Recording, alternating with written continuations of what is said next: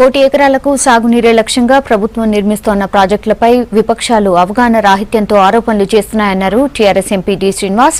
ఉమ్మడి రాష్ట్రంలో తెలంగాణలో ఇరిగేషన్ నిర్లక్ష్యానికి గురైందని, ఇప్పుడు ప్రభుత్వం బీడు భూములకు నీరందించేందుకు ప్రయత్నిస్తోందని చెప్పారు. సర్కార్పై ఇలా ఆరోపణలు చేయడం పద్ధతి కాదన్నారు డిఎస్. 20 సంవత్సరాల పైన అయిపోయింది. ఈ ప్రాజెక్టుల గురించి కేవలం మాట్లాడడం తప్ప ఏం జరగట్లేదన్న భావనతో తెలంగాణ రాష్ట్రం కోరడానికి అదొక ప్రధానమైన అంశం.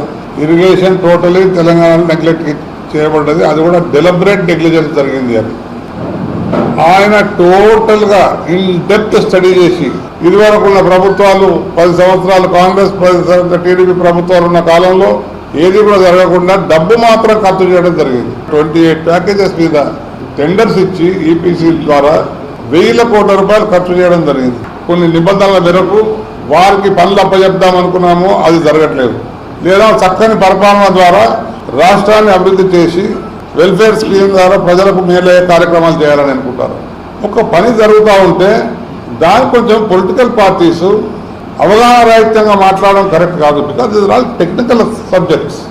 ముందుకు సాగుతున్న ప్రభుత్వం పైన నిందలు పోపి ఏ రకంగా అయితే వివరణ చేస్తూ ఉన్నారో చాలా బాధాకరమైన విషయం. దాంట్లోనే ఒక్కొక్కరు ఒక్కొక్క భాష మాట్లాడుతున్నారు. ఇష్టం భాష మాట్లాడుతున్నారు.